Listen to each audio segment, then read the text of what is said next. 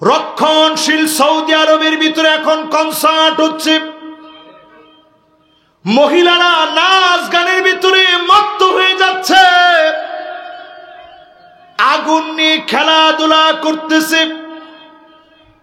বারবার তাকালে মনে হচ্ছে ভীষণ 2030কে পালন করার জন্য পাগল হয়ে গেছে। আপনি বুঝে নিবেন অচিরেই যিনি ধ্বংস দিবেন তিনি কে। তাহলে তারা যদি ধ্বংস হয়ে যায়, মুসলমানদের নেতৃত্ব দিবে কারা? আমি আঙ্গুল উঠে বলতে পারি আগামীর পৃথিবীর নেতৃত্ব দিবে বাংলাদেশমুখী আল্লাহর একদল নির্বেজাল গোলামেরা। ঠিক কিনা বলে?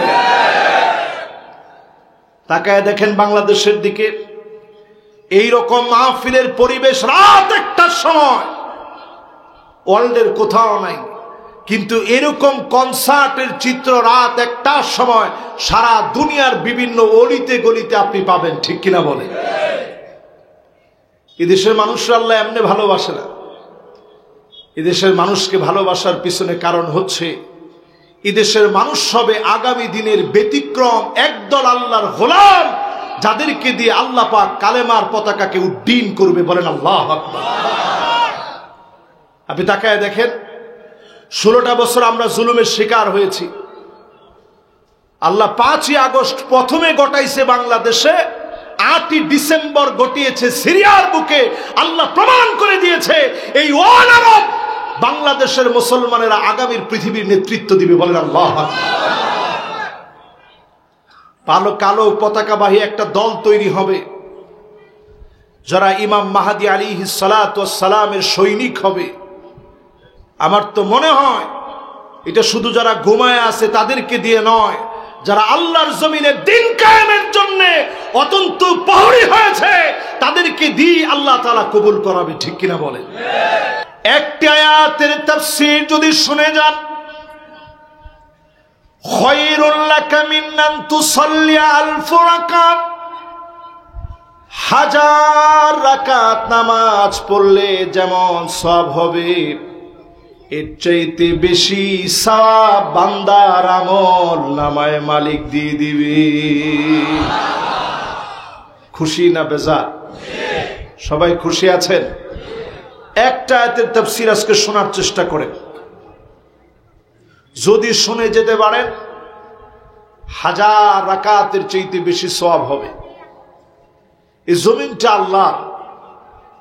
এই জমিনের ভিতরে যারা ফিতনা ফাসাদ সৃষ্টি করবে, আল্লাহর কোরআনের বিরুদ্ধে যারা চলবে, আল্লাহর আইনকে যারা লঙ্ঘন করবে, বৃদ্ধাঙ্গুলি দেখাবে, অপূর্ব পালের মতো আল কোরআনকে নিয়ে যারা বিষোদাগার করবে, আল্লাহর কোরআনের উপরে যারা পা রাখবে, কোরআনকে যারা অসম্মান করবে, আল্লাহ স্পষ্ট আয়াতের ভিতরে জানা দিয়েছেন আযাবের পর আযাব আসবে। আল্লাহর কোরআন দিয়ে যদি শাস্তি হয়, জালেমরা কেউ বাঁচার অধিকার রাখে না। ঠিক কিনা বলে? আজকে সেই আয়াতে কারিমা আমি তেলাওয়াত করেছি শুরুতে।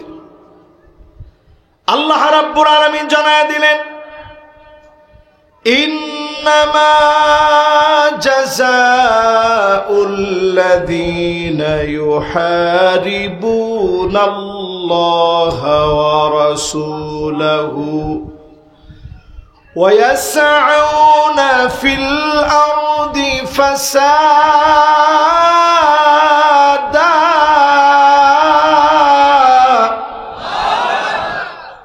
এই জমিনের ভিতরে যারা ফিতনা ফাসাদ সৃষ্টি করবে, এটা বন্ধ করে দাও। এই জমিনের ভিতরে ফিতনা ফাসাদ যারা সৃষ্টি করবে, আল্লাহর বিরুদ্ধে যারা চলবে, নবীর বিরুদ্ধাচারণ যারা করবে, আল্লাহ পাক পরিষ্কার জানায়া দিলেন তাদের জন্য শাস্তি আসবে, হত্যাযোগ্য শাস্তি আসবে, তাদের জন্য শাস্তি আসবে। তাদেরকে শুলে চড়ানো হবে, হত্যা করা হবে, অপদস্থ করা হবে, লাঞ্ছিত করা হবে, অপমানিত করা হবে। এটা দুনিয়ার শাস্তি, আখিরাতে ভয়াবহ শাস্তি হবে। একমাত্র যদি বাঁচতে হয় কোরআনের দিকে আসেন, যিনি হেফাজত করবে তিনি কি? আজকের দুনিয়ার দিকে তাকায় দেখেন, সারা পৃথিবীর ভিতরে 200 কোটি মুসলিম, এখন প্রায় 200 কোটি মুসলমান এখন পৃথিবীতে। এই 200 কোটি মুসলমানের ভিতরে 2 কোটি মুসলমান আজকের রাত্রিতেও 2 কোটি মুসলমান মার খাচ্ছে। 200-র ভিতরে 2 কোটি মুসলমান মার খাচ্ছে। 20 কোটি মুসলমানের ঘর নাই, বাড়ি নাই, শরণার্থী হয়ে গেছে। 20 কোটি মুসলমান ঘর ছাড়া হয়ে গেছে, ঘর বাড়ি নাই। একমাত্র যদি মুসলমানদের আবার ঘরে ফিরতে হয়, আল্লাহর কোরআনের দিকে আসেন, মুসলমানদেরকে যিনি আবার ফিরায় দিবেন তিনি কে? ইউরোপ শাসন করেছে মুসলমানেরা, 782 বছর মুসলমানরা শাসন করছে। জোরে কোন কত বছর? আমি কয়েকদিন আগে মরক্কো ঘুরে আসলাম, আমি নিজের চোখে দেখেছি।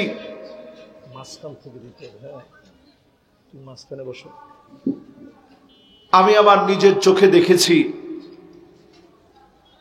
মরক্কের তানজাতে তারেক বিন জিয়াদ, উনি তানজার একজন নাগরিক ছিলেন, সাধারণ মানুষ। সাথে সৈন্য ছিল মাত্র 7,000। পুরা ইউরোপ বিজয়ের জন্য আটলান্টিক মহাসাগর পাড়ি দিয়ে তিনি যখন আটলান্টিক পার হয়ে যখন বিজয় অর্জন করবে, সামনের দিকে ছিল পর্তুগালের সৈন্যবাহিনী, স্পেনের সৈন্যবাহিনী।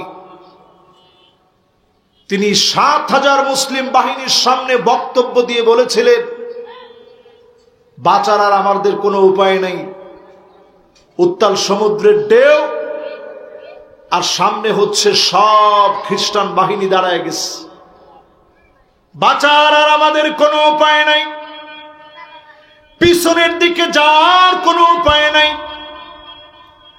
সেই মুহূর্তে তিনি বক্তব্য দিয়েছিলেন।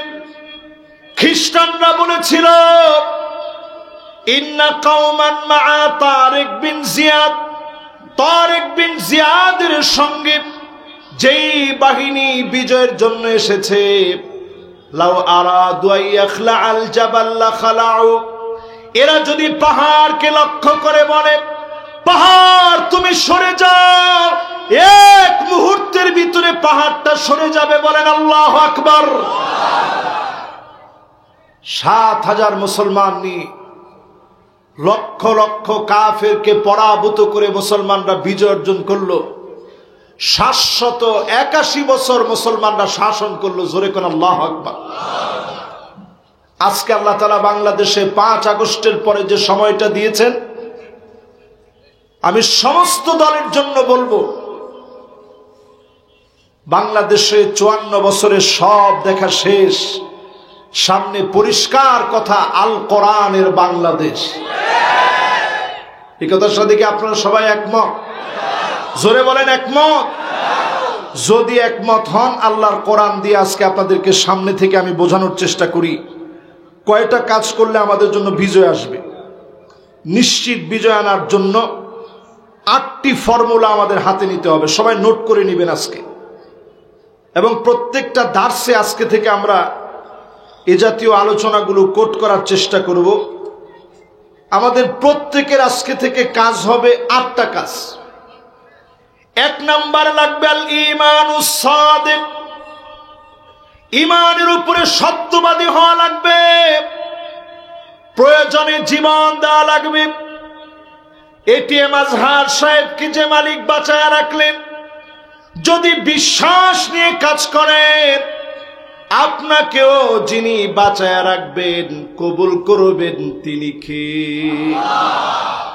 যদি আপনি বিছনায় শুয়ে মারা যান, মান আরাদা শাহাদাতা বিসিদকিন, বাল্লাগাহুল্লাহু মানাজিলাশ শুহাদা ওয়া ইন মাতা আলা ফিরাশিহি। আল্লামা হুজুরের বয়ান থেকে শুনেছিলাম, যদি আপনি মন থেকে শাহাদাত কামনা করেন, বিছানায় শুয়েও যদি মারা যান, যিনি শাহাদতের মর্যাদা দান করে দিবেন তিনি কে? ঈমানের ব্যাপারে সত্যবাদী হন আজকে থেকে। সাহাবীর নাম হারাম বিন মিলহান। হারাম বিন মিলহানকে নবীজি দায়িত্ব দিলেন, কাফেরের কাছে দাওয়াত নিয়ে যাওয়া লাগবে। হারাম বিন মিলহান একটাবার চিন্তা করে নাই দাওয়াতটা নিয়ে গেলে আমার কল্লা উড়ায় ফেলবে। হারাম বিন মিলহান দাওয়াত নিয়ে গেলেন। দাওয়াতটা নিয়ে যাওয়ার সঙ্গে সঙ্গে কাফের তরবারি বের করে ফেলেছে। হারাম বিন মিলহানের মাথার মধ্যে আঘাত করেছে, ঝরঝর করে ফিনকি দিয়ে রক্তগুলা বের হচ্ছে। হারাম বিন মিলহান আর দেরি করে নাই, তৎক্ষণাৎ আল্লাহকে ডাক দিয়ে বলেছে, ফুস্তু ওয়া রাব্বিল কাবা, ও কাবার মালিক আমি বিজয় হয়ে গেলাম। দিনের দাওয়াত দিতে এসে কাফেরের আঘাতে রক্তাক্ত হয়েছি, আমার মনে আর কোনো ভয় নাই, আতঙ্ক নাই। আমি চূড়ান্তভাবে বিজয়ী হয়ে গেলাম। দিন বিজয়ের জন্য আপনার রক্ত যখন জমিনে পড়বে, পরিষ্কারভাবে বুঝে নেবেন যিনি বিজয়ী বানায় দিবেন তিনি কে। আমাদের যারা দুনিয়া থেকে বিদায় নিয়েছে,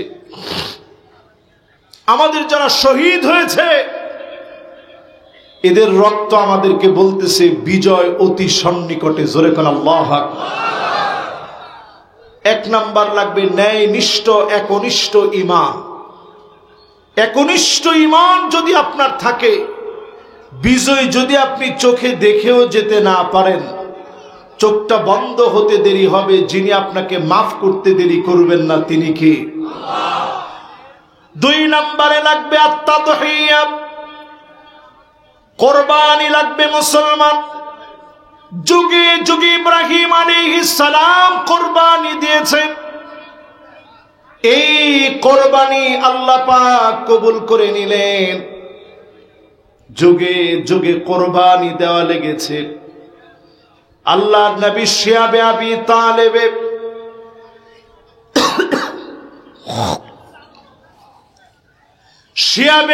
তালেব গিরিপথের ভিতরে দিনের পর দিন নবীজি পরীক্ষা দিয়েছে, জেল খেটেছে।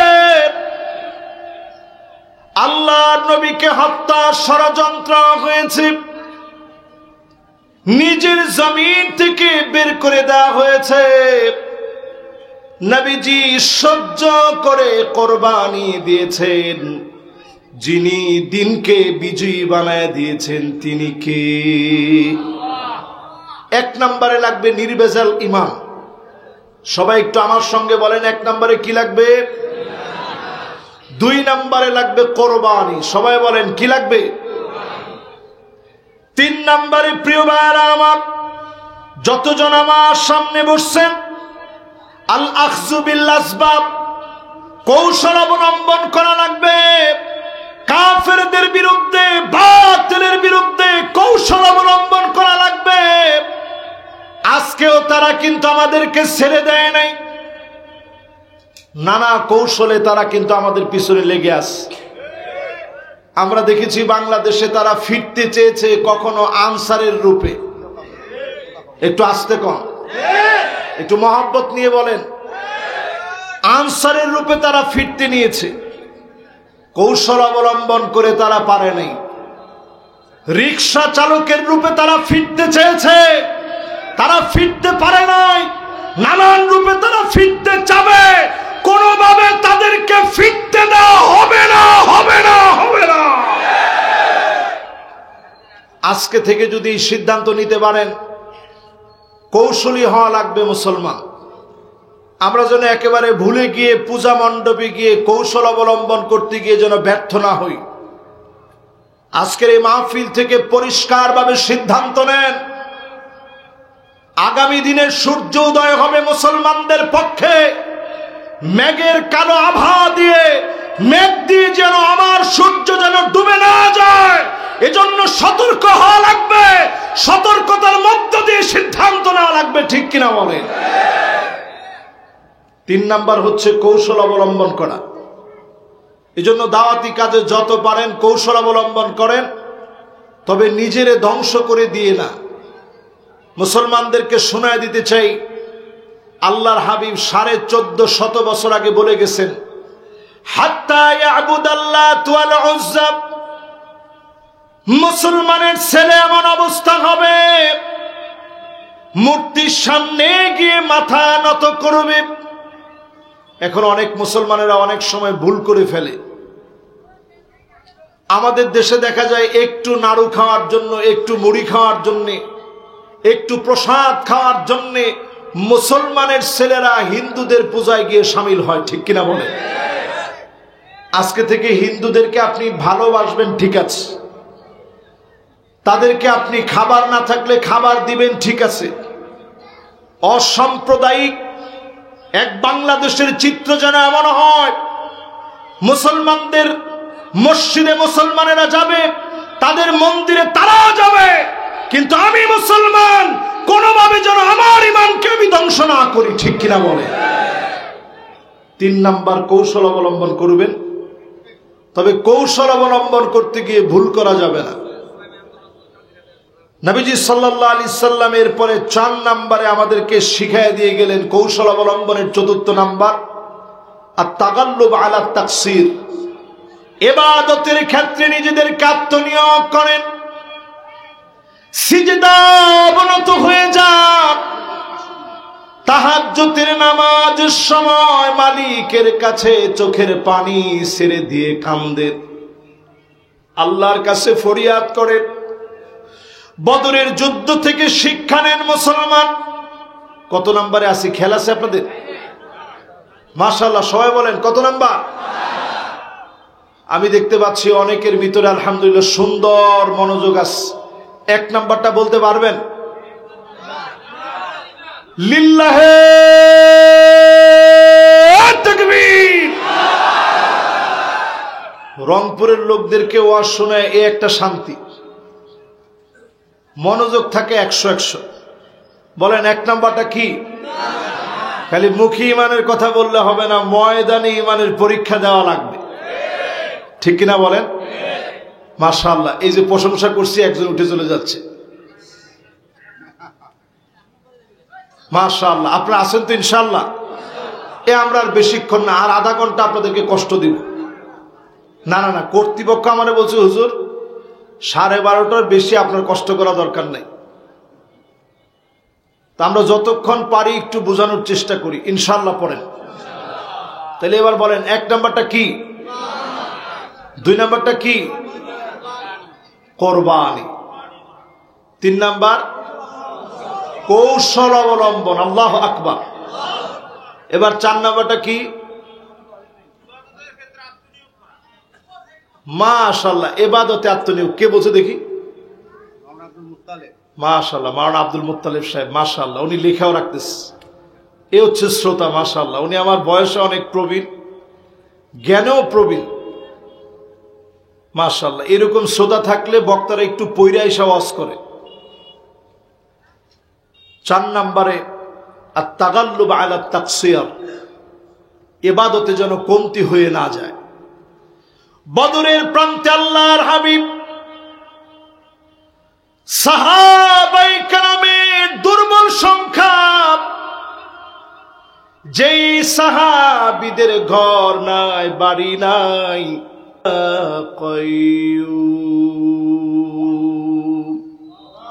সবাই একটু আমার সঙ্গে বলেন তো কি বলতেছিলেন? যুবকরা সহ সবাই বলেন তো কি বলতেছিলেন? ইয়া হাইয়ু ইয়া কাইয়ুম। আল্লাহর নবী বারবার বলতেছিলেন। হযরত আলী রাদিয়াল্লাহু তাআলা আনহু নিজের জবানটার কানটাকে নবীজির সামনে নিয়ে গেলেন। আল্লাহর নবী সেজদার ভিতরে পড়ে আছে, বারবার ইয়া হাইয়ু ইয়া কাইয়ুম বলে নবী কান্দে।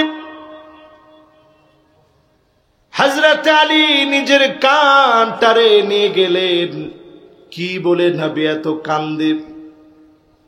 কানটা লাগায় শোনে, ইয়া হাইয়ু ইয়া কাইয়ুম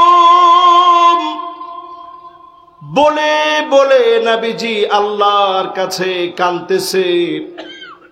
হযরত আলীর আর বুঝতে বাকি নাই, ইয়া হাইয়ু ইয়া কাইয়ুম আল্লাহর কাছে এমন প্রিয় দুটি নাম, যেই নাম ধরে ডাকলে আল্লাহ পাক ডাকে সাড়া দিবেন। হযরত আলী বুঝে ফেললেন বদরের প্রান্তে অল্প সংখ্যক সাহাবীদেরকে দিয়ে কাফেরদের উপরে যিনি বিজয়ী বানায় দিবেন তিনি কে?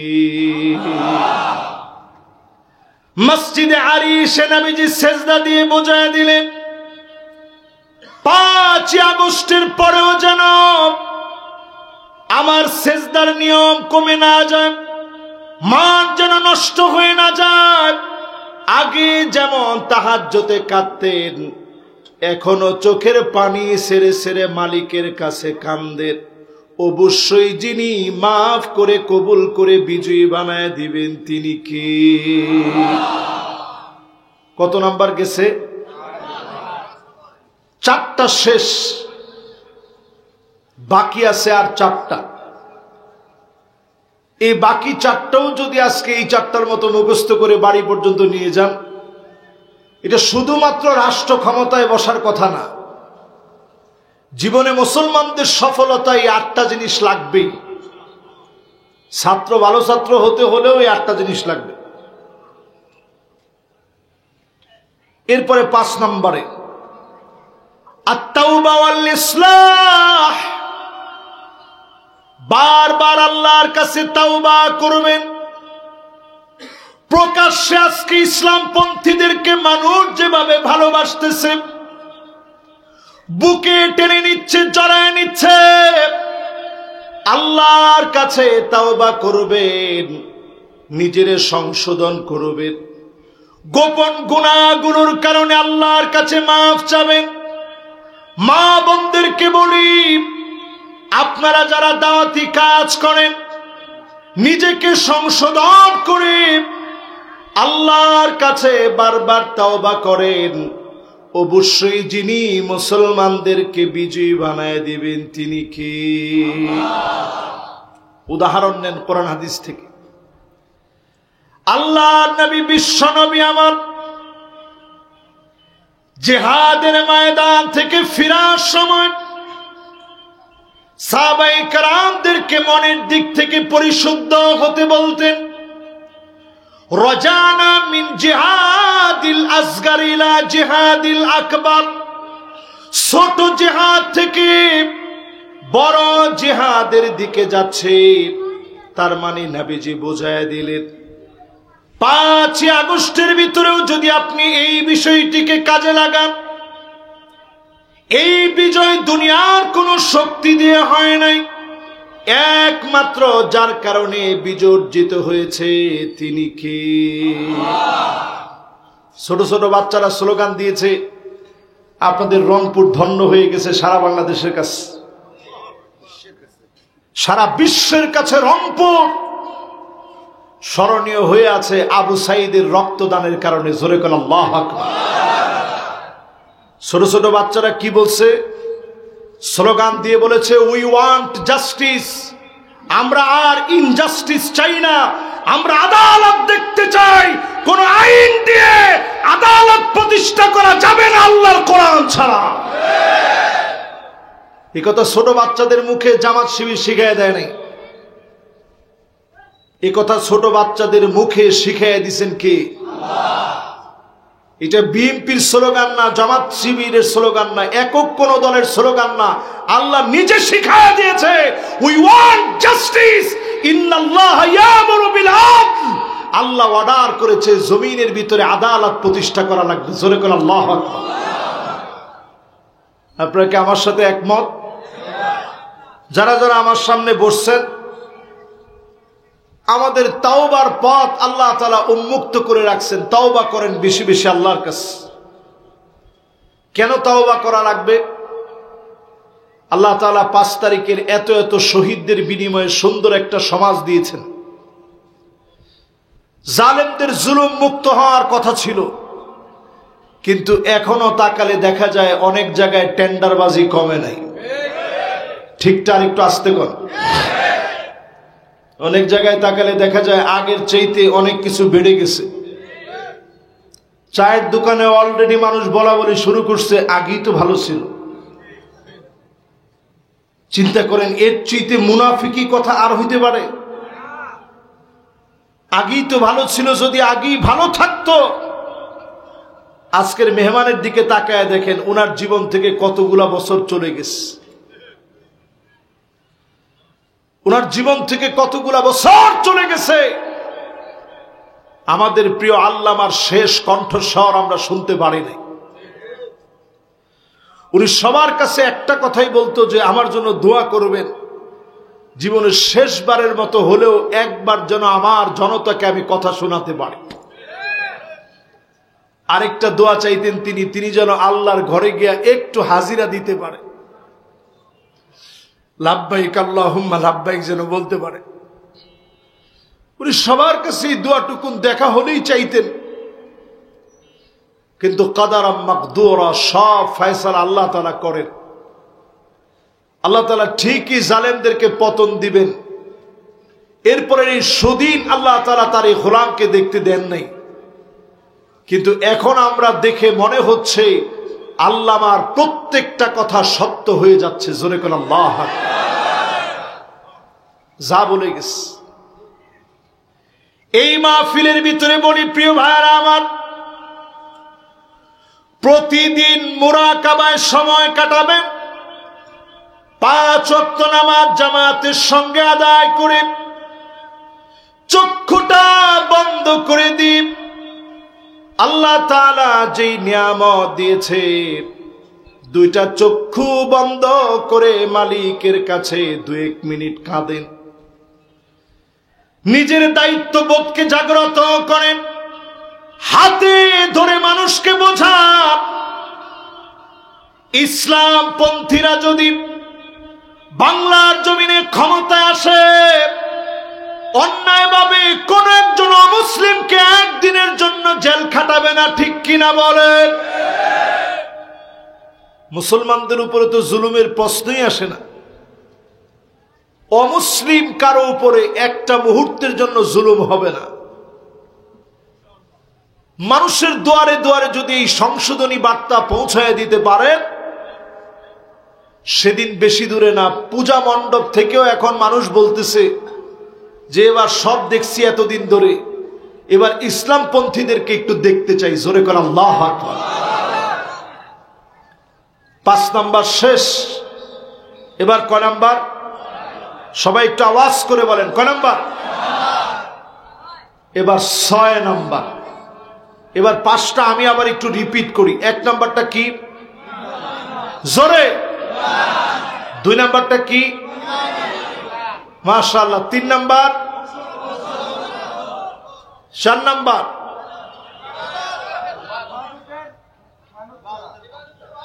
হ্যাঁ মাশাআল্লাহ।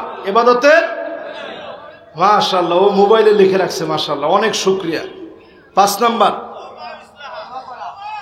তওবা এবং ইসলাহ, মাশাআল্লাহ। এবার আসেন 6 নাম্বার। 6 নাম্বারে আস-সাবরু ওয়াস-সাবাত, ধৈর্যশীল হওয়া লাগবে। জুলুম নির্যাতন যদি আবার আসে, দৃঢ় পদে মোকাবেলা করা লাগবে। সূর্যটা যদি মেঘের আড়ালে আবার যদি হারিয়ে যেতে নেয়, ধৈর্য ধরে অবিচল থেকে মোকাবেলা করা লাগবে। অবশ্যই যিনি বিজয়ী বানায় দিবেন তিনি কে? এই 6 নাম্বারটা একটু কয়েকদিনের আগের ঘটনা দিয়ে বোঝায়। ডাকসুর নির্বাচন, ঠিকটা একটু আস্তে কর। ডাকসুর নির্বাচনে একের পর এক বিজয় যখন আসতেছিল, ছেলেরা আর কোথাও যায় নাই। চতুর্দিকে কথা উঠতেছিল যে সব দিকে মারামারি হওয়ার একটা সম্ভাবনা আছে। ছেলেরা সব বাদ দিয়ে মসজিদে নামাজের সেজদার মধ্যে পড়ে গেছে, আল্লাহর কাছে ফুপায় ফুপায় কাঁদতেছিল, আল্লাহ অবিসম্ভাবী এই বিজয়, জাতিসত্তার জন্য এমন বিজয়, শিক্ষিত জনগোষ্ঠীর এই বিজয় গোটা জাতিকে দেখায় দিয়েছে আগামীর বিজয় বিপ্লব, আল্লাহর কোরআনের বিজয় বিপ্লব।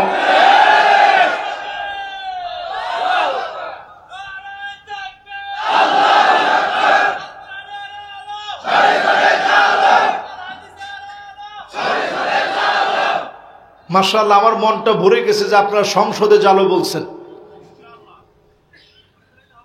এই 16 বছরে অনেক মাহফিল করছি, রংপুরে অনেক জায়গায় আসছি, মিঠাপুকুরে আসছি, বিভিন্ন জায়গায় আসছি, অনেক জায়গায় মাহফিল করতে দিছে, অনেক জায়গায় দেয় নাই।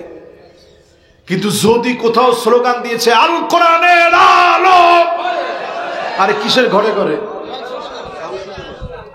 আমরা এতক্ষণ আছি সংসদ নিয়ে, মাঝখানে আজকের এই মাহফিল থেকে একটু ভুল হয়ে গেছে, একজনই বলছে ঘরে ঘরে জ্বালো। ঘরে ঘরে আমরা 54 বছর ধরে জ্বালাইছি। এবার একটু আমার সাথে সাথে বলেন আল কোরআনের আলো, সংসদে জ্বালো, নারায়ে তাকবীর। মাশাআল্লাহ। ঘুম আছে? কেউ কি ঘুমাইতেছে না এমন কেউ আছে? যদি 2-1 থেকেও থাকে, এখন উঠে গেছে। আল্লাহর আইনের কথা যখন বাংলাদেশে বলা হয় অনেকে ঘুমায়। জুমার দিন যখন খতিব সাহেব বলে ইন্নাল্লাহা ইয়া'মুরু বিল আদলি ওয়াল ইহসান, তখন যেটাই ঘুমায় না ওইটা পাশ থেকে বলে এই উঠ, হুজুরের খুতবা শেষ। কিন্তু আপনি তো বুঝেন নাই হুজুর বলছে কি। হুজুর বলছে ইন্নাল্লাহা ইয়া'মুরু বিল আদল, আল্লাহ অর্ডার করেছে এই জমিনের ভিতরে আদালত প্রতিষ্ঠা করা লাগবে। জোরে কোন আল্লাহু আকবার। আম্মা জান বলেন মা কামা রাসূলুল্লাহ সাল্লাল্লাহু আলাইহি সাল্লাম আলাল মিম্বার, আল্লাহর নবী জীবনে কোনোদিন মিম্বরে উঠে নাই। যতদিন মিম্বরে উঠেছে আদালতের কথা নবীজি বলেছে। আল্লাহর নবী দুনিয়ায় আসছেন আদালত প্রতিষ্ঠা করার জন্য। নবীজি দেখলেন একদিন উটের চোখে পানি, সামান্য উটের চোখে পানি দেখা মাত্র নবীজির ভিতরে নাড়া লেগে গেছে। নবীজির বুঝতে আর বাকি নাই, এই উটটাকে দিয়ে কষ্ট করিয়ে খাবার দেওয়া হয় না। আল্লাহর নবী বিচার করার জন্য আসলেন, সাহাবীদেরকে ডেকে বললেন এই উটটার মালিক কে? একজন সাহাবী হাত তুলছে, ইয়া রাসূলুল্লাহ আমি উটের দায়িত্বে আছি। নবীজি বললেন আফালা তাত্তাকিল্লাহ ফি হাযিহিল বাহিমা আল্লাতী মাল্লাকাকাল্লাহু ইয়া, এই উটের ব্যাপারে কি আল্লাহর সামনে জবাব দেওয়া লাগবে না? একটা উটকে যদি যন্ত্রণা দেন, কষ্ট দেন, এটার জন্যে যদি জবাব দেওয়া লাগে, বাংলাদেশে যতজনকে ফাঁসির দড়িতে ঝুলালেন, যাদেরকে নির্বিচারে অবিচার করে জেলে রাখলেন, এরপরও আপনারা দোষ খুঁজে পান না। আল্লাহর আদালতে তো মাফ হবে না, বাংলার আদালতেও মাফ পাবেন না, ঠিক কিনা বলে? সময় আসবে আল্লাহর আদালতে তো মাফ সম্ভবই না। দুনিয়ার আদালতেও মাফ নাই। এখন তাদের দিকে একটু চিত্র তাকায় দেখেন, তারা এখন যারা মারা যাচ্ছে অনেকের হাতের মধ্যে হ্যান্ডকাপ, হসপিটালের বেডের মধ্যে ঘন্টার পর ঘন্টা শুয়ে আছে, নেওয়ার জন্য একটা লোক খুঁজে পাওয়া যায় না।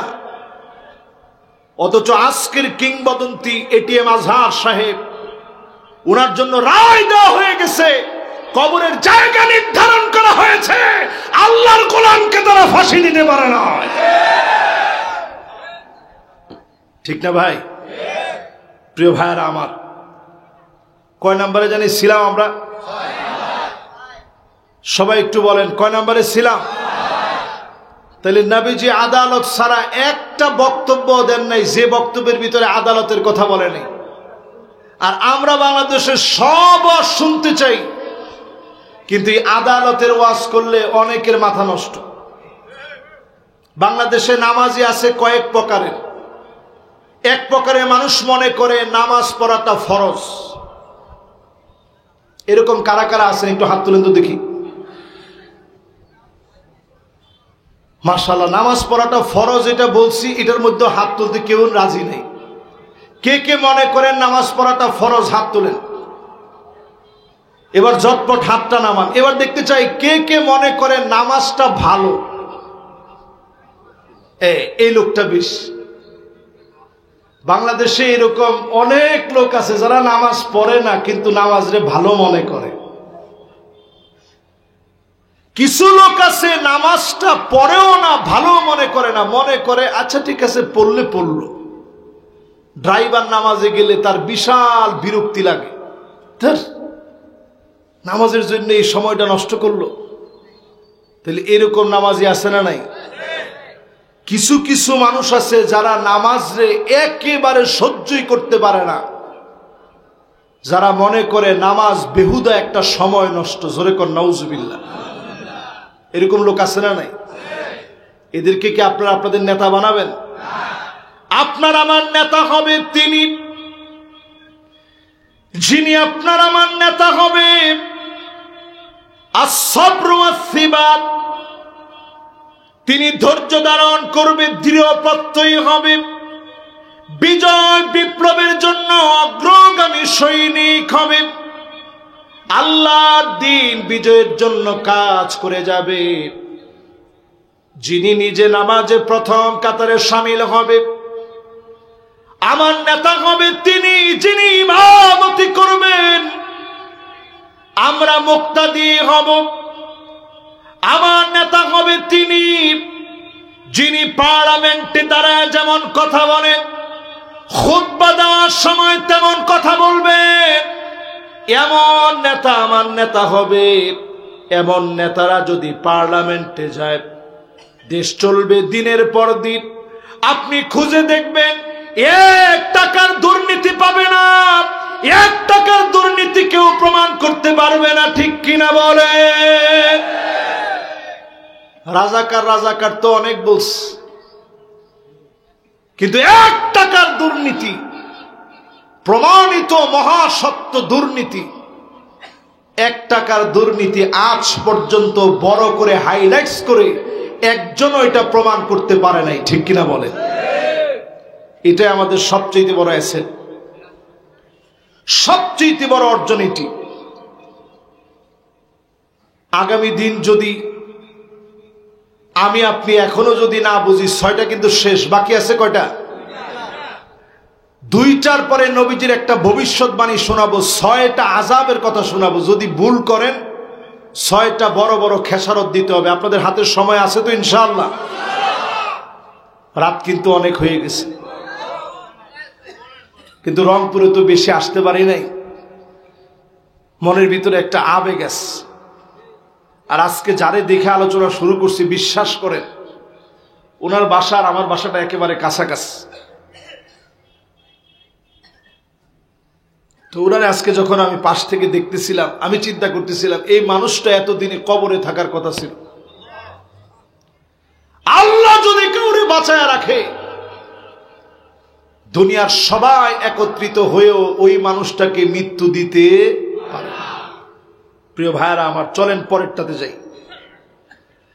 7 নম্বরে যদি বিজয় না লাগে, ওয়াহদাতুস সাফ, এক কাতারে আসা লাগবে। জোরে বলেন, কয় কাতারে? আরো জোরে, আরো জোরে। এটাতে একটু আলেম ওলামার আমি একটু ভোট চাই। আলেম ওলামারা আমার সামনে একটু জোরে সরে বললেন। এক কাতারে আসতে গিয়ে এখনো যদি টুপি নিয়ে মারামারি করেন, আমার মাথায় টুপিটা দেখছেন? আমি এটা খুব বুদ্ধি করে মিশর থেকে আইসাই এই টুপিটা পরছি। কেন পরছি? এই টুপিটা যদি কেউ পরে, দেখা মাত্র বলবে যে এটা জামাত ইসলামের হুজুর। আরে কথা কয় না। এই টুপিটা যদি কেউ পরে, বলবে এটা সালাফি বা আহলে হাদিস আলেমদের টুপি এটা। এরপরে আমার পাশে যে ভাই আজকের এই মাহফিলের উপস্থাপক, উনি যে টুপিটা পরছেন, এই টুপিটা পরলে বলবে যে এটা কওমি টুপি, আধুনিক কওমি টুপি হচ্ছে এটা। এরপরে উনার পরে যেটা, ওইটা এক সময় ছিল চিটাগাঙের টুপি, চিটাগাঙের কওমি উলামায়ে কেরাম পড়তো। হাটহাজারের টুপি। মাশাআল্লাহ, কে বলছে দেখি? মাশাআল্লাহ, ঠিক বলছেন, কথা কিন্তু ঠিক আছে। এরপরে আছে পাঁচকুলি টুপি, এরপরে আছে সারসিনার টুপি, এটা আরো অনেক কলি সাথে মিলানো, দেখছেন না? ওটার কলি মনে হয় 10টা হবে। তো আমি কোন টুপির ছোট করি না, পাঁচকলি ইসলামের 5টা বেনাকে সামনে রেখে। এরপরে দেখবেন আবার রাসূলুল্লাহ সাল্লাল্লাহু আলাইহি সাল্লামের আহলে বাইতদের মহব্বতে একটা টুপি আবিষ্কার হয়েছে নতুন করে। এখন কত রকমের টুপি। এই সব বাদ দিয়ে আমি চিন্তা করলাম, আমার আজহারের যে টুপি ওইটা পরে যায়, তাহলে সবাই মনে করবে যে এই লোকটা আমাদের। এই জন্য আমি আমার মাথায় যে টুপিটা পরছি শুধু খালি দ্বন্দ্ব নিরসনের জন্য। কিন্তু স্পষ্ট একটা কথা মনে রাখেন, টুপি মাথায় দিয়ে দ্বন্দ্ব করবেন তো দূরে থাক, আগামী দিনে যদি আপনি ভুল সিদ্ধান্ত নেন, আল্লাহ কা কসম, বহু আলেমের মাথা থাকবে না। টুপি পরবেন পরে, ইখতিলাফ করবেন পরে, মাথা থাকবে না টুপি পরার জন্য, ঠিক কিনা বলেন? এজন্য এখন থেকে অন্তত এক হওয়ার চেষ্টা করেন। এটা অন্তত সবাই উপলব্ধি করে ফেলছে। মাঠে ময়দানের এখন একটাই দাবি, হুজুর আলেমরা কি এক হবে না? আমি কয়েকদিন আগে 3টা দেশ ঘুরে আসছি, যেখানেই গেছি বাঙালিরা হাত ধরে একটা কথাই বলে, হুজুর আলেমরা কি এক হবে না? প্রিয় ভাইয়েরা আমার, আমি এটা অনেক খুঁজলাম কোরআন হাদিসে, আসলে এক হয় না কেন? খুঁজতে খুঁজতে খুঁজতে খুঁজতে খুঁজতে খুঁজতে একটা আয়াতে গিয়ে আমি থেমে গেছি। আল্লাহ রাব্বুল আলামিন ইরশাদ করেন, কুল হুয়াল কাদিরু আলা আন ইয়াবআসা আলাইকুম আযাবাম মিন ফাওকিকুম। ও নবী, আযাব আসবে উপরের দিক থেকে আপনার উম্মত উল্টা পাল্টা করলে। বলেন কোত্থেকে? উপর থেকে আযাব আসা মানে কি বুঝেন? পাথর আসবে, পাথর ডাইরেক্ট মাথার উপরে পড়বে, ফুটে যাবে, শেষ। এমন বৃষ্টি ঘন কালো অন্ধকার হয়ে নামবে, পালাবার কোনো জায়গা নাই।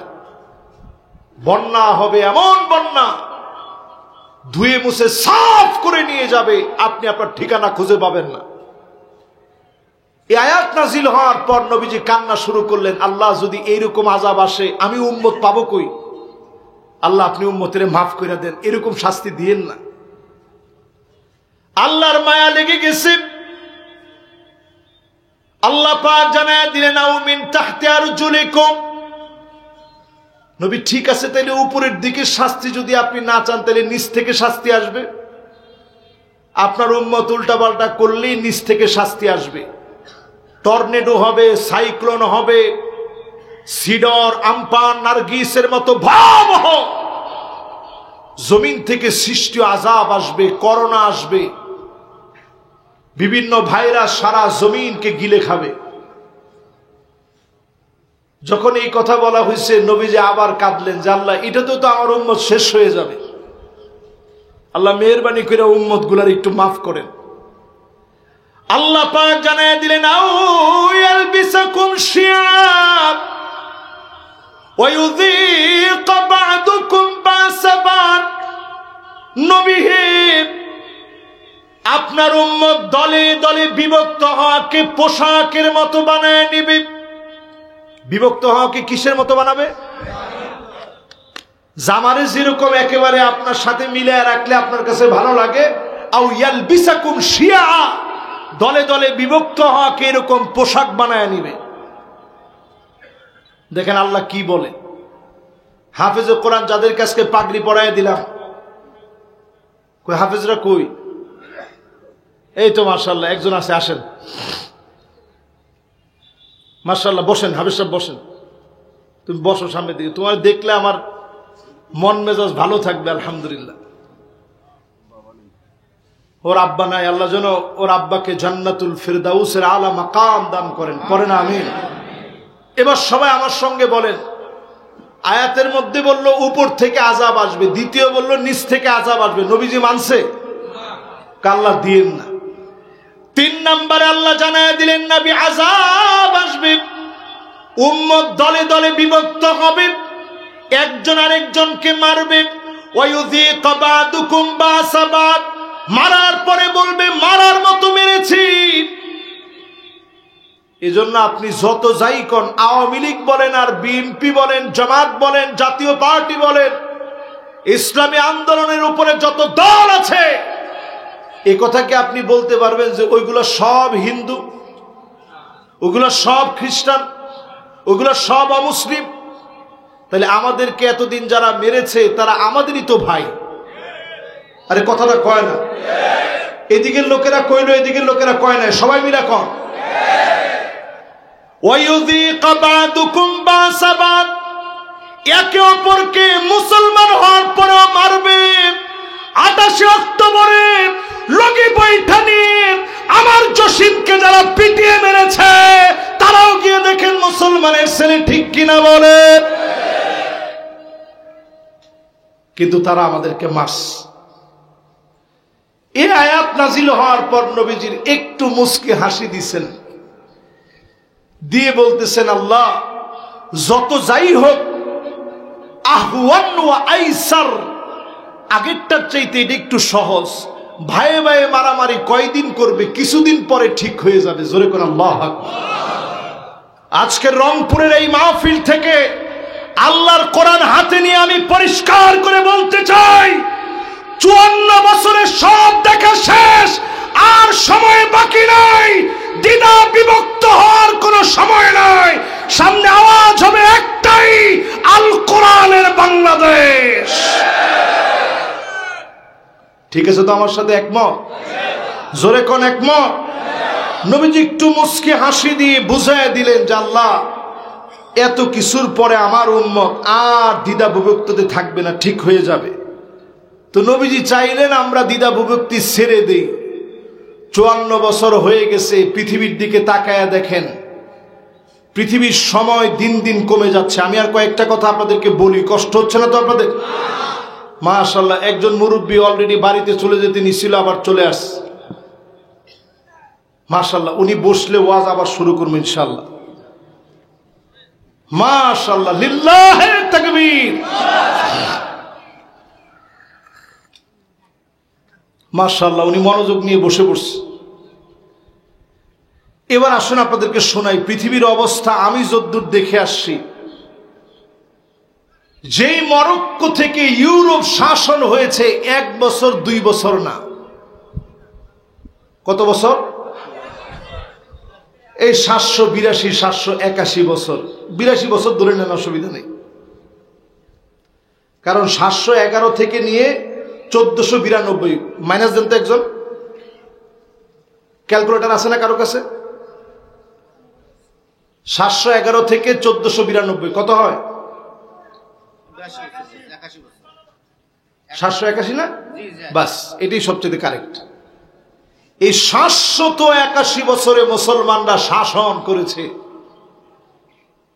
যেই দেশ দিয়ে শাসন করছে, আজকে গিয়ে দেখেন ওইখানে ইসলাম শুধুমাত্র নামে আছে, পোশাকে পরিচ্ছেদে কোথাও ইসলাম নাই। নবীজি বলে গেছেন কিয়ামতের আগে আরবের দিকে তাকায় দেখবা। আল্লাহর হাবিব বলেছেন ওয়াইলুল লিল আরব, আরব ধ্বংস হয়ে যাবে। ওয়াইলুল লিল আরব, আরব ধ্বংস হয়ে যাবে। ওয়াইলুল লিল আরব, আরব ধ্বংস হয়ে যাবে। আম্মা জান বললেন ওগো নবীজি, আমরা কি ধ্বংস হয়ে যাব নাকি? আমাদের ভিতরে এত নেককার, এত দিনদার আছে। নবীজি বললেন ইদা কাসুরাল খাবাস, খারাপি যখন বেড়ে যাবে আল্লাহ পাক তখন তোমাদেরকে ধ্বংস করে দিবে। রক্ষণশীল সৌদি আরবের ভিতরে এখন কনসার্ট হচ্ছে, মহিলারা নাচ গানের ভিতরে মত্ত হয়ে যাচ্ছে, আগুন নিয়ে খেলাধুলা করতেছে। বারবার তাকালে মনে হচ্ছে ভীষণ 2030কে পালন করার জন্য পাগল হয়ে গেছে। আপনি বুঝে নিবেন অচিরেই যিনি ধ্বংস দিবেন তিনি কে। তাহলে তারা যদি ধ্বংস হয়ে যায়, মুসলমানদের নেতৃত্ব দিবে কারা? আমি আঙ্গুল উঠে বলতে পারি আগামীর পৃথিবীর নেতৃত্ব দিবে বাংলাদেশমুখী আল্লাহর একদল নির্বেজাল গোলামেরা। ঠিক কিনা বলে? তাকায় দেখেন বাংলাদেশের দিকে, এই রকম মাহফিলের পরিবেশ রাত 1টার সময় ওয়ার্ল্ডের কোথাও নাই। কিন্তু এরকম কনসার্টের চিত্র রাত 1টার সময় সারা দুনিয়ার বিভিন্ন অলিতে গলিতে আপনি পাবেন। ঠিক কিনা বলে? এদেশের মানুষরা আল্লাহ এমনি ভালোবাসে না। এদেশের মানুষকে ভালোবাসার পিছনে কারণ হচ্ছে এদেশের মানুষ হবে আগামী দিনের ব্যতিক্রম একদল আল্লাহর গোলাম, যাদেরকে দিয়ে আল্লাহ পাক কালেমার পতাকাকে উড্ডীন করবে। বলেন আল্লাহু আকবার। আপনি তাকায় দেখেন 16টা বছর আমরা জুলুমের শিকার হয়েছি। আল্লাহ 5ই আগস্ট প্রথমে ঘটাইছে বাংলাদেশে, 8ই ডিসেম্বর ঘটিয়েছে সিরিয়ার বুকে। আল্লাহ প্রমাণ করে দিয়েছে এই ওয়ান আরব বাংলাদেশের মুসলমানেরা আগামীর পৃথিবীর নেতৃত্ব দিবে। বলেন আল্লাহু আকবার। কালো পতাকাবাহী একটা দল তৈরি হবে, যারা ইমাম মাহদী আলাইহিস সালাতু ওয়াস সালামের সৈনিক হবে। আমার তো মনে হয় এটা শুধু যারা ঘুমায় আছে তাদেরকে দিয়ে নয়, যারা আল্লাহর জমিনে দিন কায়েমের জন্য অত্যন্ত প্রহরী হয়েছে তাদেরকে দিয়ে আল্লাহ তাআলা কবুল করাবে। ঠিক কিনা বলেন? প্রিয় ভাইরা আমার, বলছিলাম বিজয়ের জন্য ওয়াহদাতুস সাফ, এক কাতারে আসা লাগবে। জোরে কোন কয় কাতার? আরো জোরে কোন কয় কাতার? এই এক কাতারে আসার জন্য আমি উদাহরণ দিচ্ছিলাম, আরবের অবস্থা এখন ভয়াবহ। তাদের ভিতরে ঐক্যবদ্ধ কোনো প্ল্যাটফর্ম নেই। এই পৃথিবীতে 5টা শাসন আসবে, নবীজি বলে গেছেন। পিছনে 2 জন তলেবুল ইলম চলে যাচ্ছে। মাওলানারা কই যাচ্ছেন? মাশাআল্লাহ, মাওলানারা বসলেই এই তো মাশাআল্লাহ বসেন, এই তো শেষ, আর 1-2টা বাকি আছে। এই তো মাশাআল্লাহ, 1 নম্বরে আজকে আর যাওয়ার দরকার নেই। ইনশাআল্লাহ ওয়াজ শেষ করে আমরা 1 নম্বরে যাবো না, কি বলেন? তাহলে এবার একটু সবাই মনোযোগ দেন। বলতেছিলাম এই পৃথিবীতে শাসন আসবে কয়টা? মাশাআল্লাহ। এর মধ্যে আপনারা বাদাম টাদামও খাইছেন। আচ্ছা, যা খাওয়ার খাইছেন ওইদিকে আর সময় নষ্ট না করি। এই পৃথিবীতে শাসন আসবে 5টা। আল্লাহর হাবিব বলে গেছেন তাকুনু ফীকুম আন-নবুওয়া, নবুয়তের শাসন আসবে। আল্লাহ নবী পৃথিবীতে শাসন করে গেছেন, শেষ নবী হিসাবে শাসন করে গেছেন। আর নবী আসবেন এই পৃথিবীর বুকে। 2 নম্বরে নবীজি বললেন সুম্মা তাকুনু খিলাফাতান আলা মিনহাজি নবুওয়াতির, আল্লাহর নবীর দেখানো পথ মত অনুযায়ী খিলাফত ব্যবস্থা কায়েম হবে। 32 বছর 6 মাস ধরে জমিনে খলিফারা শাসন করলেন। নিজে এক টুকরা কাপড় বেশি নেন নাই, রাষ্ট্রীয় কোষাগার থেকে এক মোট খাবার বেশি নেন নাই। রাতের অন্ধকারে দেখার জন্য গিয়েছে, খুতবা দিতে দাঁড়িয়েছেন, মহিলা ভুল ধরেছে। হযরত ওমরের মতো শাসক মাথা নিচের দিকে দিয়ে দিয়েছে, বলছে মহিলা সঠিক বলেছে, আমার ভুল হয়েছে। মাথা পেতে মেনে নিয়েছে। হযরত ওমরকে ফজরের নামাজের সময় ছুরি দিয়ে আঘাত করেছে। আবু লুলু মাজুসি খাবার খাওয়ালে বের হয়ে চলে যায়। হযরত ওমর ওই মুহূর্তে দাঁড়ায় সঙ্গী সাথীদের উপরে ভর দিয়ে দাঁড়ায়া তিনি বললেন, ফালিয়াক্তাস মিন্নি ক্বাবলাল কিসাস ইয়াউমাল কিয়ামাহ, আল্লাহর আদালতে বিচার হওয়ার আগে আজকে আমার কাছ থেকে প্রতিশোধ নিয়ে নাও। আমি ওমর যদি কারো উপরে জুলুম করে থাকি, কারো উপরে যদি এক তিল পরিমাণ অন্যায় করি, এখনই বিচার করে নাও। আমি ওমর আল্লাহর সামনে হাজিরা দিব, বিচারের কাঠ গড়ায় আল্লাহ যেন আমারে দাঁড় না করায়, আল্লাহ যেন অপরাধীর কাঠ গড়ায় দাঁড় না করায়, অন্যায়ভাবে বিচারকারী না বানায়। এখনই প্রতিশোধ নিয়ে নাও। হযরত ওমরের খাবার পড়ে যাচ্ছে, নারী বুড়ি ছিদ্র হয়ে গেছে। তখন আল্লাহর আদালতে জবাবদিহিতার ভয় করে। এমন নেতা যদি পেতাম, অবশ্যই দেশটাকে যিনি স্বর্ণ দিয়ে ভরায় দিতেন তিনি কে? 2 নাম্বার শাসন শেষ। 3 নাম্বার শাসন এই পৃথিবীতে আসবে। সুম্মা তাকুনু মুলুকান আবদান, রাজতন্ত্র আসবে, রাজার ছেলে রাজা হবে। এখনো মুসলিম যে দেশগুলোর ভিতরে রাজতন্ত্র চলতেছে, বেশি দিন চলবে না, রাজতন্ত্র আল্লাহ মিটায় দিবেন, ঠিক কিনা বলেন? নবীজি নিজে হাদিসের মধ্যে বলে গেছেন, সুম্মা ইয়ারফাউহাল্লাহ, আল্লাহ এগুলারে টেনে হিচড়ে উঠায় নেবেন, রাজতন্ত্র চলবে না, রাজতন্ত্র টিকবে না, ঠিক কিনা বলেন? এরপরেরটার নাম সুম্মা তাকুনু মুলকান জাবারিয়া, স্বৈরাচারী শাসক আসবে। আলেমদেরকে যারা মারলো, যারা কাটলো, নির্দোষ মানুষকে যারা দোষী বানালো, এই মানুষগুলা স্বৈরা শাসক ছিল। আল্লাহর হাবিব জানায় দিলেন, সুম্মা ইয়ারফাউহাল্লাহ, আল্লাহ টেনে হিচড়ে নামায় দিবে।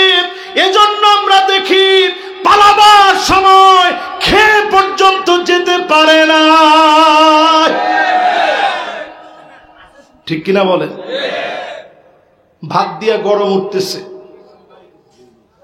মুরগির তরকারি টাটকা গরম, পুকুরের মধ্যে মাছগুলা সব লাফাইতেছে, যা যা রান্না করার বুফেট সিস্টেমে সব সাজায় রাখছে, কিন্তু খেয়ে যেতে পারে নাই। কারণ খাওয়ানোর মালিক কে?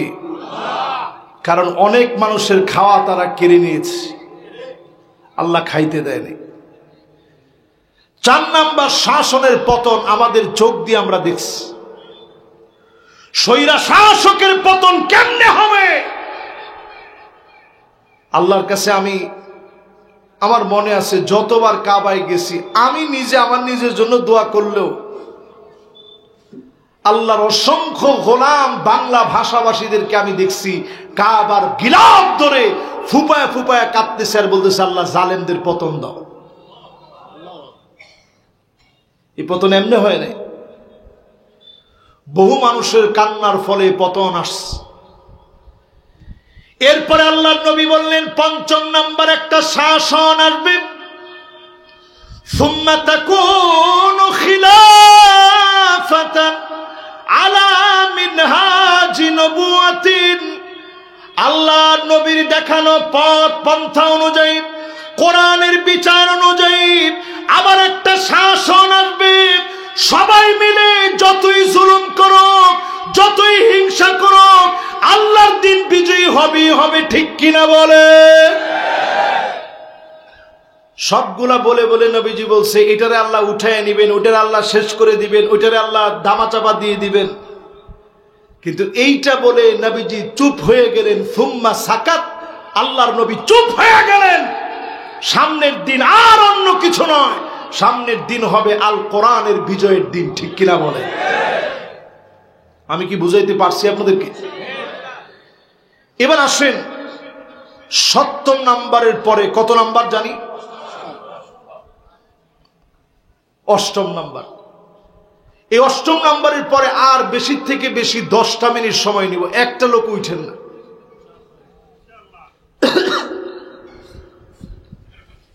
10টা মিনিট সময় নিব ইনশাআল্লাহ।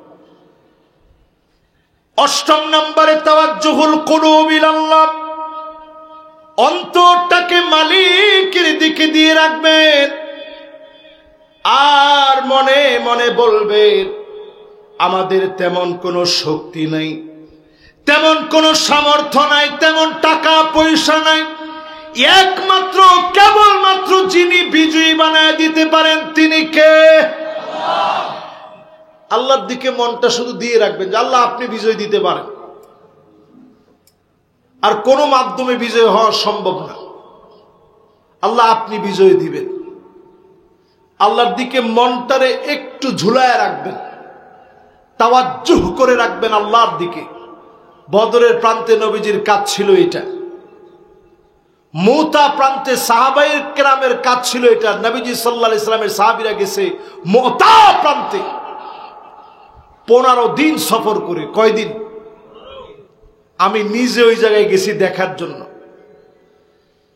আর ওই মাটির মধ্যে মাঝে মাঝে মাটিগুলো উঠায় উঠায় ধীরে ধীরে দেখছি যে এটা আমার পূর্বপুরুষদের মাটি। খালিদ বিন ওয়ালিদের 19টা তরবারি ভেঙে গেছে মুতা প্রান্তে। এরপরে ছোট্ট একটা ছুরি দিয়ে একটার পর একটা হিরাক্লিয়াসের সবচেয়ে পরীক্ষিত বাহিনীকে পরাভূত করেছে, জমিনে আল্লাহর দ্বীনকে বিজয়ী করেছে। বলেন আল্লাহু আকবার। বিজয়ী তো এমনি আসে নাই। ইয়ারমুকের যুদ্ধে যখন মুসলমানেরা গিয়েছে, মুসলমান ছিল মাত্র 36,000, বিপরীতে তারা ছিল 2,40,000। আমরা বেশি না তারা বেশি?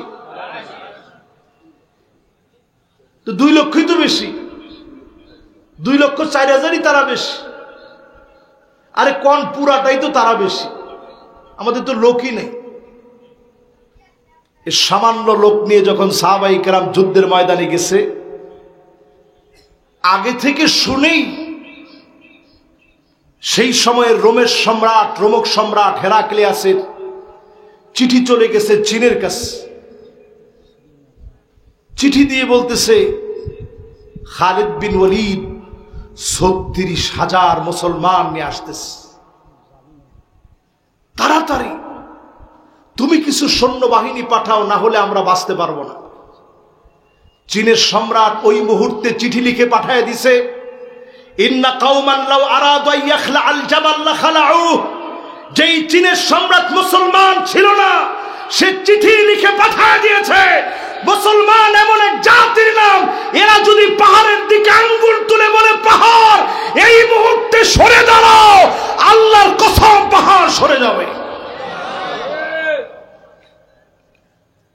চীনের সম্রাট তখন চিঠি লিখে বলতেছে যে এরাই এমন এক জাতি, এরা যদি পাহাড়কে বলে পাহাড় সর, পাহাড় সরে যাবে। আমরা আল্লাহর উপরে কসম করে বলি, এখনো যদি আমরা সেই হিম্মত নিয়ে আগায় যাই, আল্লাহর দিকে যদি তাওয়াজ্জুহ করতে পারি, সাহায্য যিনি দিবেন তিনি কে? আল্লাহ। একজন ভাই একদিন আমাকে বলতেছিল, হুজুর আমারে ধরতে আসছে। আমি তাহাজ্জুদ পড়তেছিলাম এই যুগে তো পুলিশ সব দিকে ঘেরাও করে ফেলছে, আমারে ধরছে। তাহাজ্জুদের সময় ধইরা আমার সামনে পিস্তল রেখে বলছে যে ছবি টবি উঠাও, পিস্তল সহ অ্যারেস্ট হয়েছে। আমি বললাম, ওসি সাহেব একটু হাতটা খুলে দেন, একটা মিনিট একটু আল্লাহর কাছে বলি। তো ওসি সাহেব চিন্তা করলো যে একটা মিনিট আর কি বলবে, ঠিক আছে খুলে দিই। তো একটা মিনিটে দুইটা হাত আল্লাহর দিকে দিয়ে বলছে, আল্লাহ এটা তাহাজ্জুদের সময়, আল্লাহ আমি সেজদা অবনত ছিলাম আপনার জন্য, আমি মুতাওয়াজ্জিহ ছিলাম আপনার দিকে। ওইখান থেকে ধরে আল্লাহ যারা আমাকে বলেছে আমি অস্ত্র সহ অ্যারেস্ট হয়েছি, আল্লাহ তোমার হাতে সুপর্দ করে দিলাম, তুমি তারে দেখে নিও, তার পরিবারকে দেখে নিও, আল্লাহ তুমি শাস্তি দেওয়ার জন্য যথেষ্ট। যখন এই কথা বলছে, নিজের জন্য মায়া না থাকলেও পরিবারের জন্য মায়া আছে না নাই? সাথে সাথে বলছে যে ভাই ঠিক আছে, আপনি বাড়ি থেকে পালায় যান, আমরা বলবো আপনারা পাই নাই। এই যুগের কথা বলছে।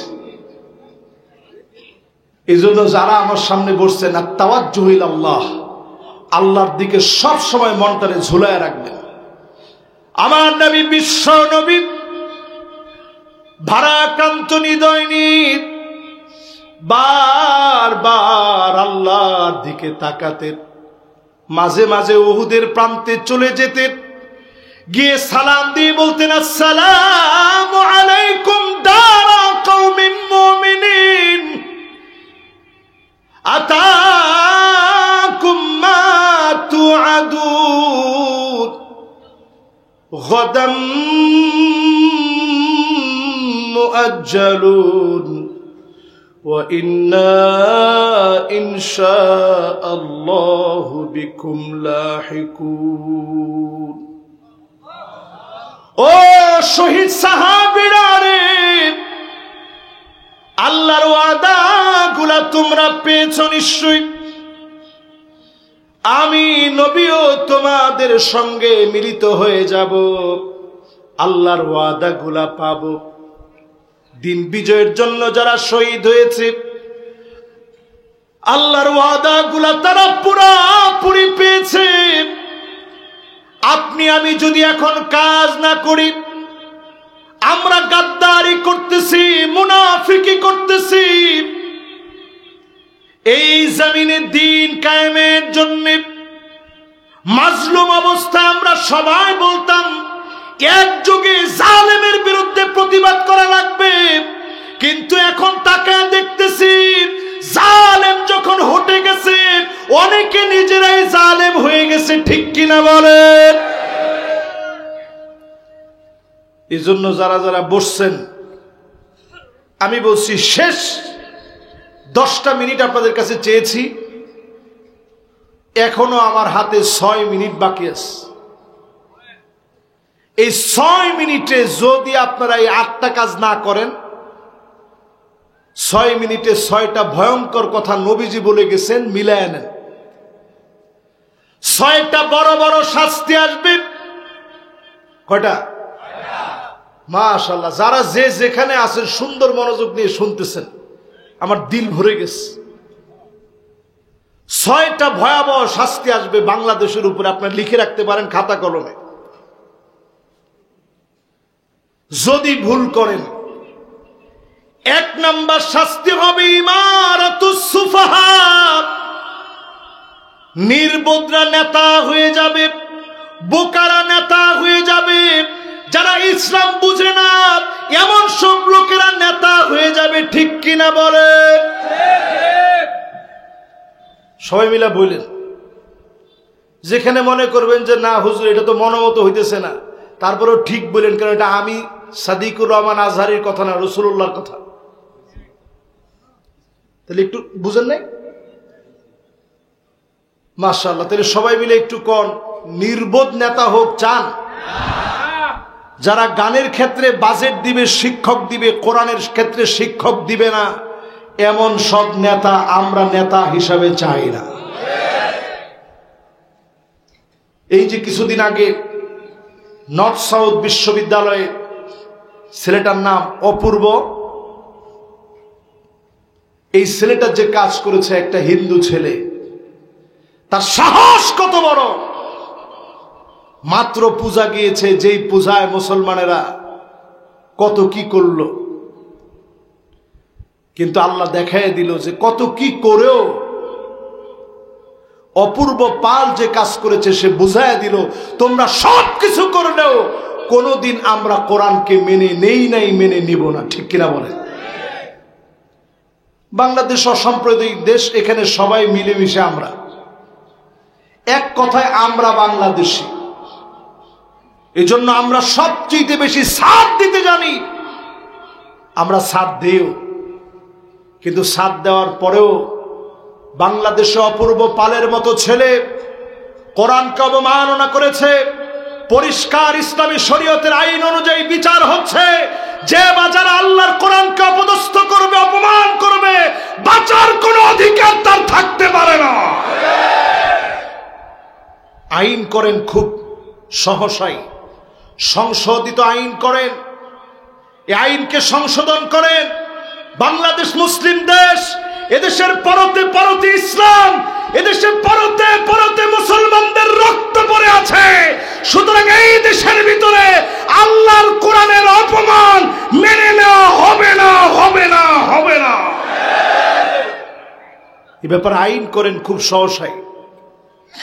তাহলে প্রথম যে বিষয়টি বললাম, যদি ভুল করেন নির্বোধ লোকেরা নেতা হয়ে যাবে। ঠিক কিনা বলেন? 2 নম্বরে কাসরাতুস শর্ত লিখে রাখেন, নানা রকমের শর্ত দেওয়া হবে, ওয়াজ মাহফিল করতে দেওয়া হবে না। ঠিক কর, ওমা ঠিক তো কয় না, আর একটু জোরে কর। ওয়াজ মাহফিল যেরকম সহজে সহজে করতেছেন, এইরকম সহজে সহজে করতে পারবেন না। আগে যেরকম রাজাকার রাজাকার শোনা যেত, এখন দেখবেন নতুন করে কাসরাতুস শর্ত, নতুন নতুন শর্ত আসবে। আলেমদেরকে দেখলেই, দাড়ি টুপি দেখলেই মৌলবাদ আর জঙ্গিবাদ বলে নতুন নতুন তকমা লাগায় দেওয়ার চেষ্টা করা হবে। বুঝতেছেন আমার কথা? বুঝলে ভালো, না বুঝলে আরো ভালো। 3 নম্বরে নবীজি বলেছেন, কে বুঝেন না হাত তুলেন। সবাই বুঝছেন? তাহলে 1 নম্বরে নির্বোধরা নেতা হবে, 2 নম্বরে নতুন নতুন শর্ত দিবে। শর্ত দিতে দিতে বলবে যে অমুকে পাকিস্তানি, অমুকে পাকিস্তানি। রাজাকার তো অটো বাংলাদেশ থেকে আউট হয়ে গেছে, এখন আর কেউ রাজাকার বলে না, কারণ সবাই গর্ব করে নিজেদেরকে বলেছে আমি কে, তুমি কে, রাজাকার রাজাকার। ঠিক তো কয় না? 3 নম্বরে বললাম কাসরাতুস শর্ত। ও 3 নম্বর না, কয় নম্বর বলছি এটা? 2 নম্বর। 3 নম্বরে বিয়াউল হুকম, টাকার বিনিময়ে হুকুম বিক্রি হবে, আইন আদালত বিক্রি হয়ে যাবে। টাকার কাছে আইন আদালত সব বিক্রি হয়ে যাবে। ঠিক কিনা বলেন?